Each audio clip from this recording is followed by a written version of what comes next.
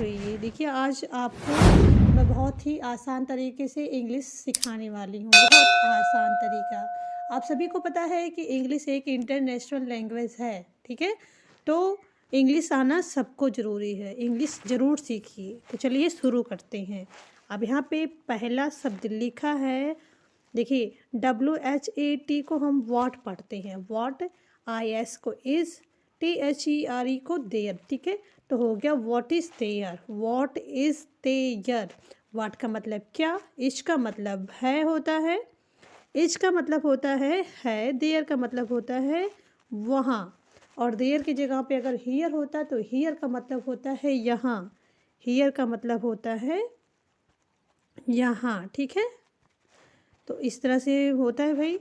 देखिए what is there, वहाँ क्या है, व्हाट इज़ हियर, यहाँ क्या है, ठीक है? इस तरह से हम बना सकते हैं सेंटेंसेस को। व्हाट इज़ देयर, वहाँ क्या है, व्हाट इज़ हियर, यहाँ क्या है। अब देखिए नेक्स्ट सेंटेंस है when, when will you go, ठीक है? When will you go, pronunciate करते रहिए मेरे साथ, ठीक है? शेडोइंग इंग्लिश की प्रैक्टिस करिए, शेडोइंग इंग्लिश की। तुम कब जाओगे, तुम कब जाओगे, व्हेन विल यू गो, या फिर हम कह सकते हैं व्हेन विल यू कम, गो की जगह पे कम होगा। इस तरह के सेंटेंसेस हम बना सकते हैं, ठीक है? या फिर वाई विल यू गो, तो तुम क्यों जा रहे हो, तुम इस तरह से हम बोल सकते हैं, तुम क्यों जाओगे। देखिए विल है, ठीक है? विल, विल का मतलब होता है जिन सेंटेंसेस के लास्ट में गा है, गे है, गी है, वहाँ पे हम इंग्लिश में विल का यूज करते हैं। या फिर हिंदी सेंटेंसेस गा, गे, गी है तो वहाँ पे इंग्लिश सेंटेंसेस बनाते समय आप विल का यूज करिएगा, ठीक है? विल, विल का मतलब हो, जैसे हम जब भी फ्यूचर टेंस की बात करते हैं, भविष्य की बात करते हैं, वहाँ पे विल का यूज होता है, ये आप ध्यान में रखना। व्हेन का मतलब होता है कब या जब, व्हेन का मतलब कब या जब होता है, विल का मतलब गा, गे, गी होता है, यू का मतलब आप या तुम, गो का मतलब होता है जाना, ठीक है? गो का मतलब होता है जाना, तुम कब जाओगे, या फिर यहाँ पे हम कह सकते हैं व्हेन विल यू कम, तुम कब आओगे। इस तरह से हम सेंटेंसेस को बनाते हैं।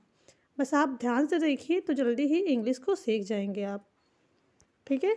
टेक अ नैप, यहाँ पे लिखा है NAP, नैप लिखा है, ठीक है? Take a nap. देखिए स्लीप वर्ड आपने सुना होगा, स्लीप, ठीक है? SLEEP, स्लीप मतलब होता है सोना, स्लीप का मतलब होता है सोना।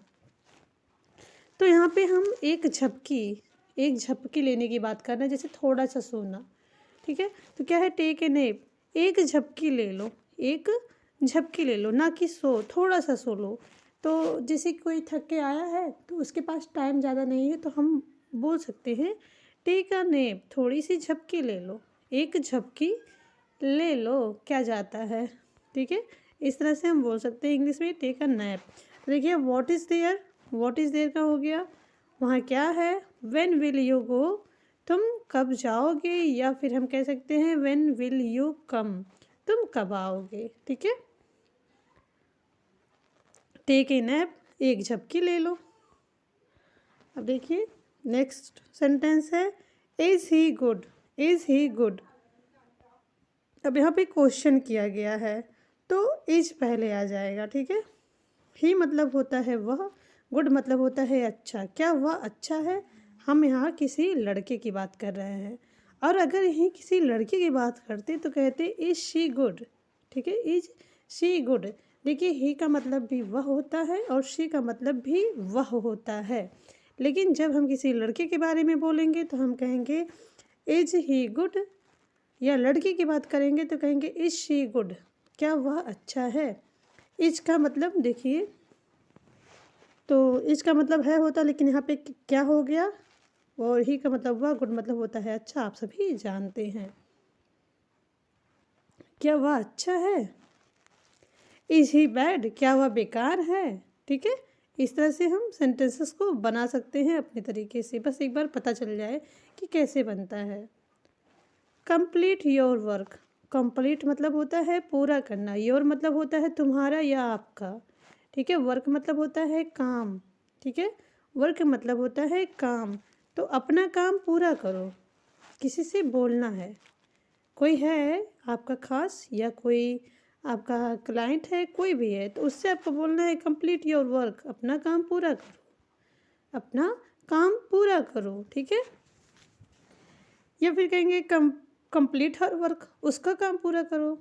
जब भी लड़की की बात करेंगे कंप्लीट हिम वर्क, लड़के की बात कर रहे हैं तो कंप्लीट हिम वर्क हो गया, ठीक है।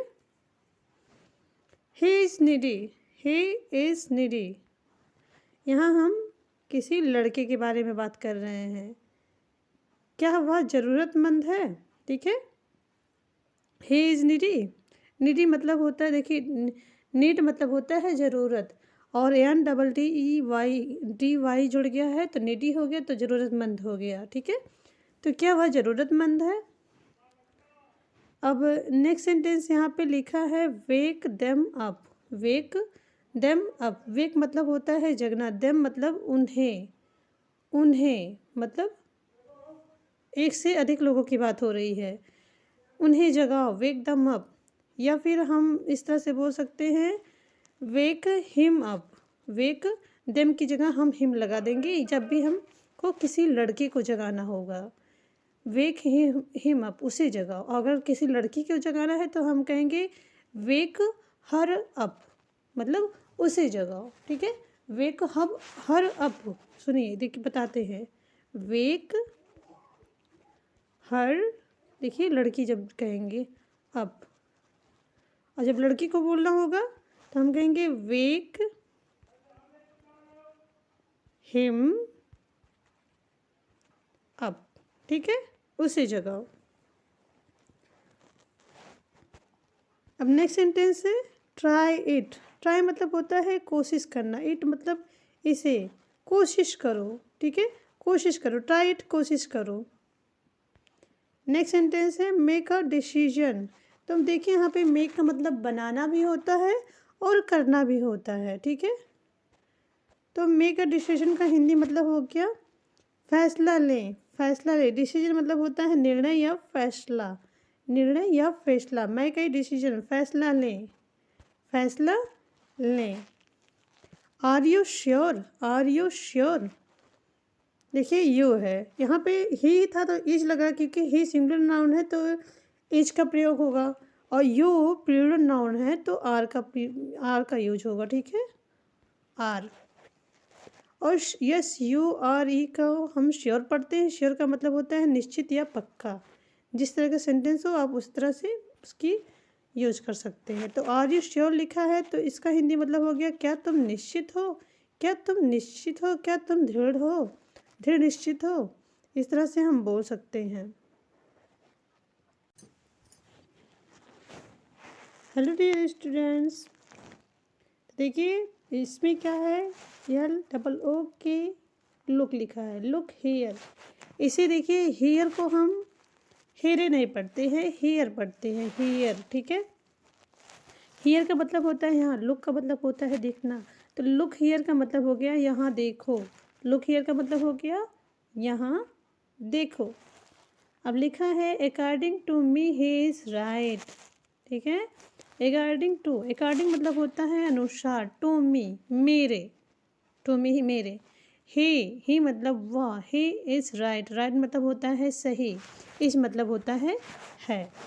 अब इसकी जगह पे हम ये बोल भी सकते हैं, जैसे कि according to me she is right, she कब लगाएंगे, जब हम किसी लड़की के बारे में बात करेंगे, शी का मतलब भी वह होता है, ठीक है, शी का मतलब भी वह होता है, और ही का मतलब भी वह होता है।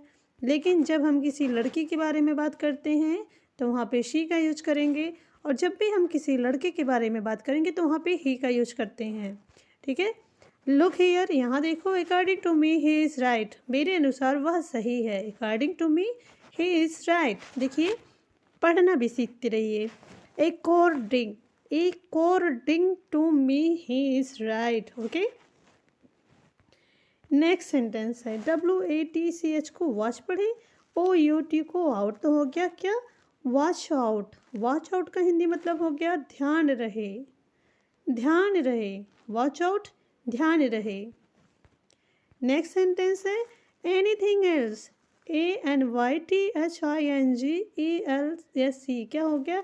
Anything else. एनीथिंग एल्स का मतलब होता है कुछ और। एनीथिंग एल्स का मतलब होता है कुछ और। NOTHING को नथिंग पढ़ते हैं, ELSE को हम पढ़ते हैं नथिंग एल्स पढ़ते हैं। क्या हो गया? Nothing else. Nothing else. Nothing else का हिंदी मतलब हो गया और कुछ नहीं, और कुछ नहीं। ठीक है। नेक्स्ट सेंटेंस है आर यू श्योर, क्या तुम्हें यकीन है? आर यू श्योर, क्या तुम्हें यकीन है? क्या तुम्हें यकीन है? राइट नाउ, तुरंत अभी। राइट नाउ, तुरंत अभी। व्हाट हैपेंड, क्या हुआ? व्हाट हैपेंड, क्या हुआ? अब देखिए, आपको किसी से बोलना है have a good trip. Have a good trip तो कहेंगे यात्रा शुभ हो। यात्रा शुभ हो। ठीक है। अब है have a nice day. Have a nice day तो हम कहेंगे आपका दिन शुभ हो। आपका दिन शुभ हो। ठीक है। आपका दिन शुभ हो। वही बोलना है हैव अ बाथ, स्नान ले लें। हैव अ ईट, खाना ले लें। इस तरह से हम बोल सकते हैं हैव अ टेक फूड, खाना खा लें। हैव अ वंडरफुल जर्नी, आपकी यात्रा सुखद हो। आपकी यात्रा सुखद हो। Have a some more coffee, थोड़ी और कॉफ़ी पियो। Have a some more tea, इस तरह से भी बोल सकते हैं जो आपको सही लगे। हेलो डियर स्टूडेंट्स, आज हम लोग सीखने वाले हैं एडवांस इंग्लिश। ठीक है। Advance English. एडवांस इंग्लिश देखिए, इंग्लिश एक इंटरनेशनल लैंग्वेज है।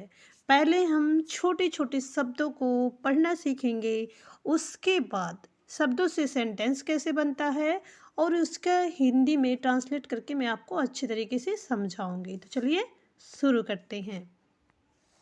यहाँ पे लिखा है YOU, यू। ठीक है। यू पढ़ते हैं, हम पढ़ते हैं यू। यू का मतलब होता है तुम। ठीक है। यू का मतलब होता है तुम। WILL को विल पढ़ेंगे, विल। ठीक है। विल। विल का मतलब होगा जाएगा, जाएगी, जाए। तो विल का मतलब होता है जाएगा या जाएगी। तो विल जैसे फ्यूचर वाले, फ्यूचर मतलब होता है भविष्य। ठीक है। भविष्य वाले ये सेंटेंस है, ये भविष्य वाला सेंटेंस है। जैसे विल लगा है तो आप समझ जाना जाएगा या जाएगी वाला सेंटेंस है। FORGET को हम फॉरगेट पढ़ते हैं। FORGET को हम फॉरगेट पढ़ते हैं। फॉर, ठीक है, फॉर गेट। फॉरगेट का मतलब होता है भूलना। फॉरगेट का मतलब होता है भूलना। ठीक है।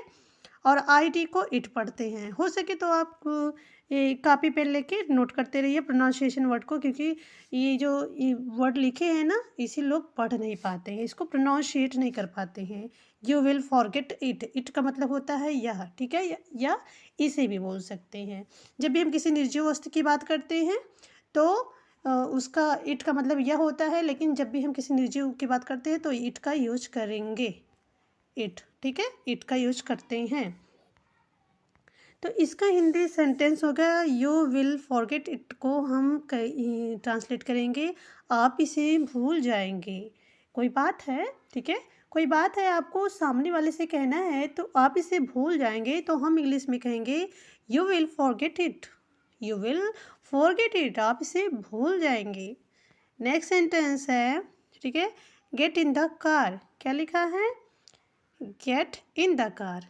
GET को हम देखिए गेट पढ़े, गेट।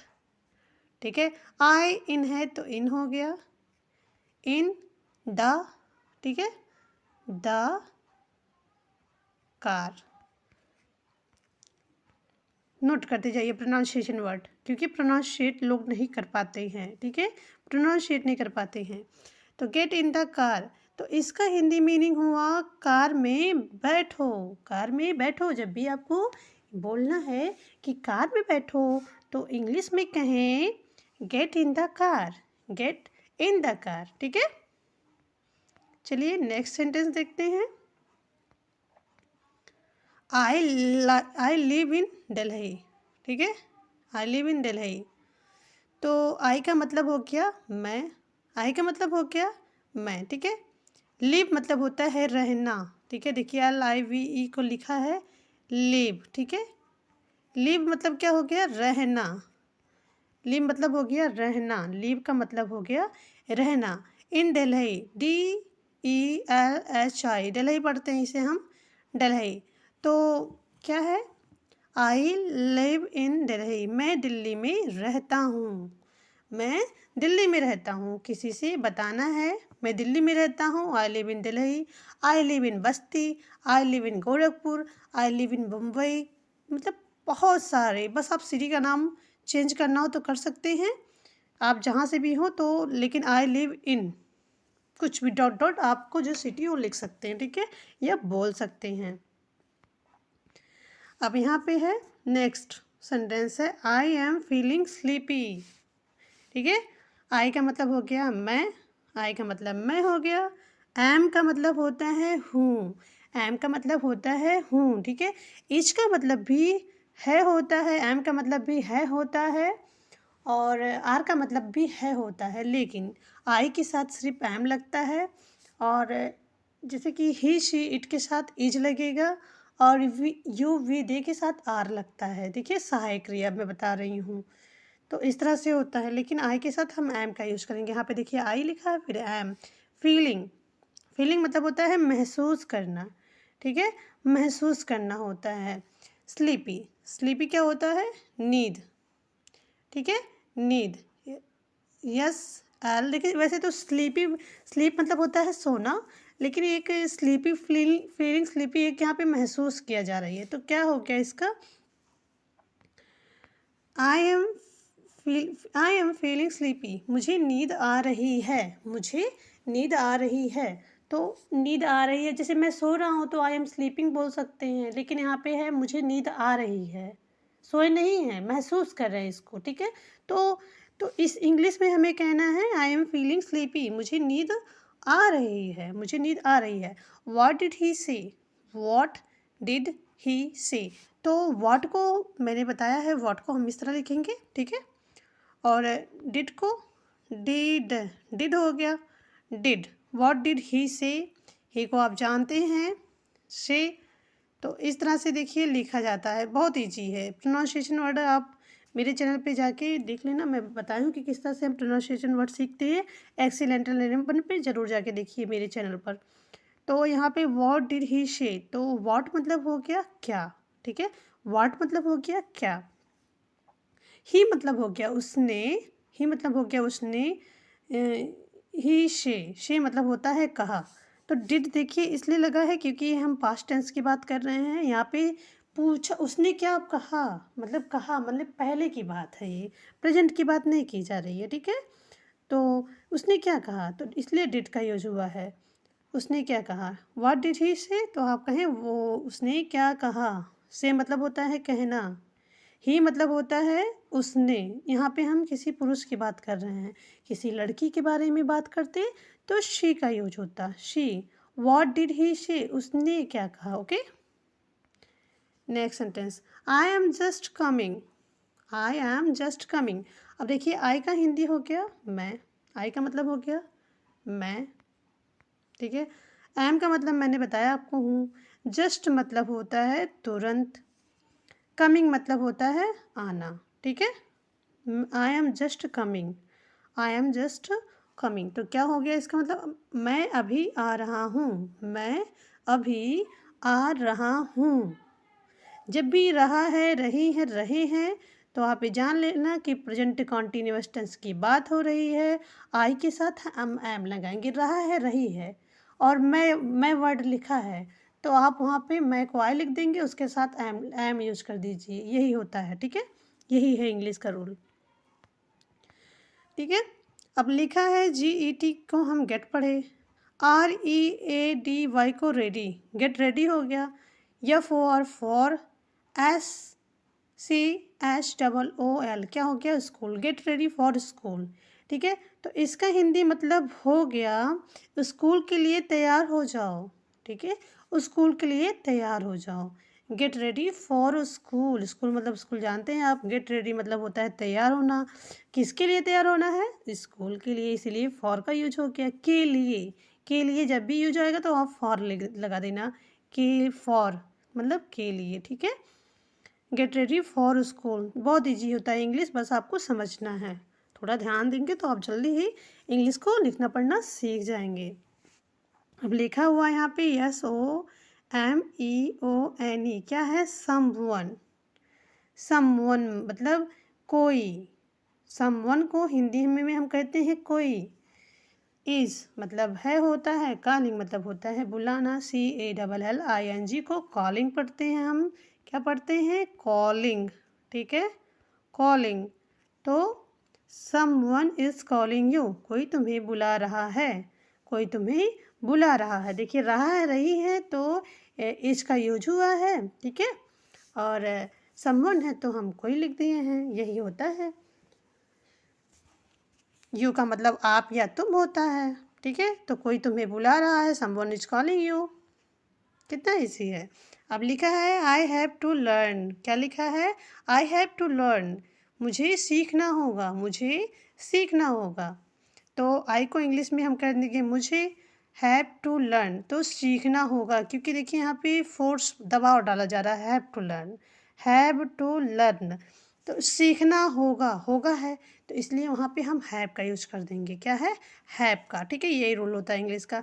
तो कमेंट में ज़रूर बताइएगा वीडियो कैसी लग रही है। अच्छी लगे तो लाइक ज़रूर करें और सब्सक्राइब करें। चैनल पे अगर नए हो तो सब्सक्राइब भी कर लीजिएगा।